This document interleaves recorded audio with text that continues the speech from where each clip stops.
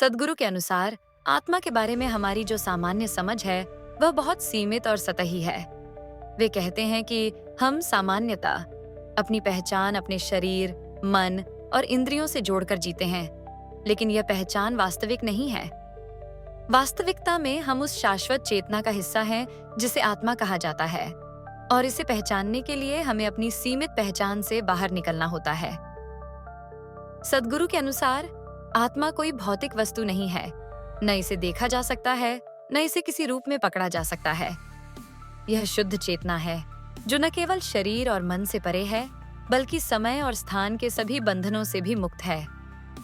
सदगुरु अक्सर यह बताते हैं कि हमारे शरीर और मन केवल आत्मा का वाहक हैं, लेकिन यह हमारे वास्तविक स्वभाव को परिभाषित नहीं करते। हम सोचते हैं कि हम वही हैं जो हम महसूस करते हैं या जो हम सोचते हैं, लेकिन सदगुरु के अनुसार यह केवल एक भ्रम है। जब हम शरीर और मन को अपना मैं समझते हैं, तो हम अपनी शाश्वत चेतना से अलग हो जाते हैं। शरीर केवल उस चेतना का एक अस्थायी आवरण है, और मन उसकी सोच, इच्छाओं और अनुभवों का संचय है। लेकिन आत्मा इस सब से परे है। यह वह शुद्ध चेतना है जो जन्म और मृत्यु से मुक्त है। सदगुरु उदाहरण के तौर पर कहते हैं कि जैसे हम अपनी छाया को नहीं पकड़ सकते, वैसे ही आत्मा को भी किसी बाहरी रूप में नहीं पकड़ा जा सकता। यह एक अनुभव है जिसे केवल आत्मनिरीक्षण और ध्यान के माध्यम से समझा जा सकता है। सदगुरु के अनुसार आत्मा का अस्तित्व शाश्वत है।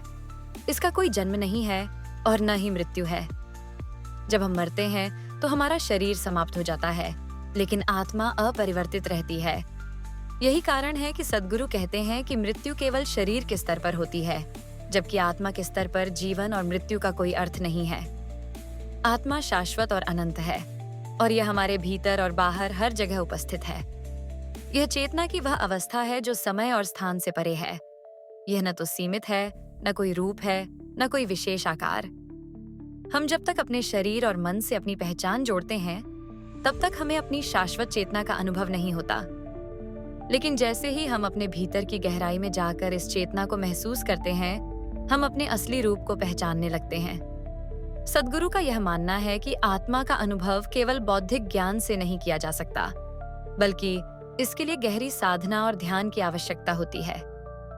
वे कहते हैं कि यदि हम अपनी चेतना के शुद्ध रूप को जानना चाहते हैं, तो हमें अपने अहंकार, शरीर और मन की पहचान से ऊपर उठना होगा। यह कोई साधारण अभ्यास नहीं है, बल्कि इसके लिए हमें अपनी पुरानी मानसिकताओं और आदतों को त्यागना पड़ता है और ध्यान के द्वारा अपने भीतर की गहराई में उतरकर उस शुद्ध चेतना का अनुभव करना होता है। सदगुरु अक्सर कहते हैं कि जब हम ध्यान की गहरी अवस्था में होते हैं, तो हम अपने अहंकार से परे होते हैं, और तभी हम आत्मा का साक्षात्कार कर सकते हैं। यही कारण है कि साधना को केवल मानसिक शांति की प्रक्रिया के रूप में नहीं देखना चाहिए, बल्कि यह आत्मज्ञान प्राप्त करने का एक अद्भुत और गहरा मार्ग है। ध्यान में हम जब अपनी मानसिक गतिविधियों और विचारों से ऊपर उठते हैं, तो हम शुद्ध चेतना के साथ एक हो जाते हैं। सदगुरु इसे उदाहरण के रूप में समझाते हुए कहते हैं कि जैसे हम किसी गहरे और शांत जल में गोता लगाकर वहां के रहस्यों को देख सकते हैं, वैसे ही ध्यान में हम अपनी आत्मा के भीतर उतरते हैं और उसकी वास्तविकता को पहचान सकते हैं। जब हम इस शुद्ध चेतना को पहचानते हैं, तो हम महसूस करते हैं कि हम केवल शरीर और मन से नहीं हैं। हम उस अनंत और शाश्वत चेतना के रूप हैं जो संपूर्ण ब्रह्मांड में व्याप्त है।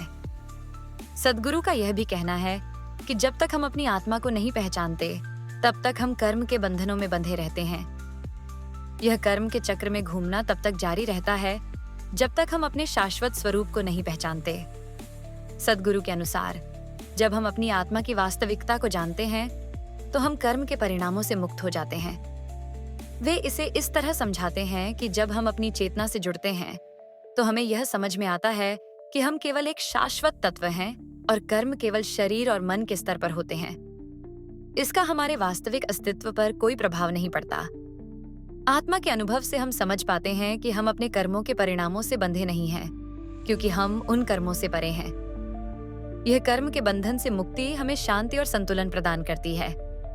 सदगुरु के अनुसार जब हम आत्मा का अनुभव करते हैं, तो हम जीवन को एक बहुत ही व्यापक दृष्टिकोण से देख पाते हैं। हमें यह एहसास होता है कि हमारे कर्म सिर्फ हमारी बाहरी स्थिति को प्रभावित करते हैं, लेकिन वे हमारी शाश्वत चेतना पर कोई प्रभाव नहीं डाल सकते। इस प्रकार आत्मा का अनुभव हमें मुक्त करता है, कर्म के बंधनों से, इच्छाओं और द्वंद्वों से, और जीवन के सतही तनावों से।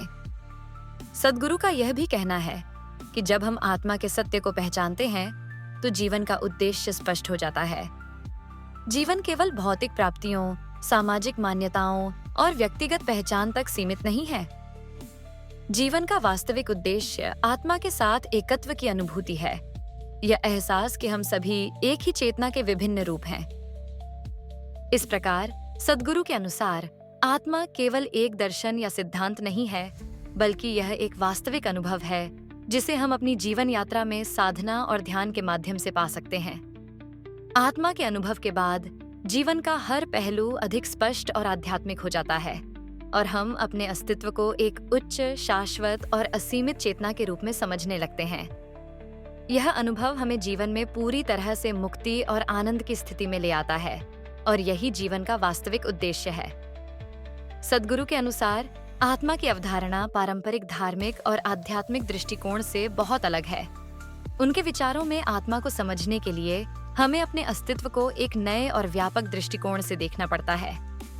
सद्गुरु का कहना है कि आत्मा केवल एक आध्यात्मिक तत्व नहीं है जो शरीर या मन से जुड़ा हो। आत्मा शाश्वत चेतना का रूप है जो किसी रूप या सीमा से परे है। यह न तो शरीर है, न मन, न ही कोई भौतिक वस्तु, बल्कि यह एक ऐसी शुद्ध और निराकार चेतना है जो जीवन के हर पहलू में व्याप्त है।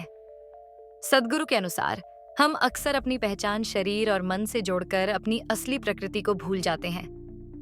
हम सोचते हैं कि हम वही हैं जो हमारा शरीर और मानसिक पहचान है, लेकिन असल में हम केवल एक अस्थायी रूप हैं, जबकि आत्मा शाश्वत और निराकार है। सद्गुरु कहते हैं, हमारे पास शरीर है, लेकिन हम शरीर नहीं हैं। शरीर और मन के माध्यम से हम जो भी अनुभव करते हैं वे अस्थायी हैं और इनसे हमारी असली पहचान का कोई संबंध नहीं है। हमारा अस्तित्व उस चेतना से जुड़ा हुआ है जो निरंतर और अनंत है। सद्गुरु के अनुसार आत्मा और ब्रह्म, परमात्मा में कोई भेद नहीं है। वे कहते हैं कि आत्मा एक व्यक्तिगत चेतना का रूप है, जबकि ब्रह्म संपूर्ण ब्रह्मांड की शुद्ध चेतना है।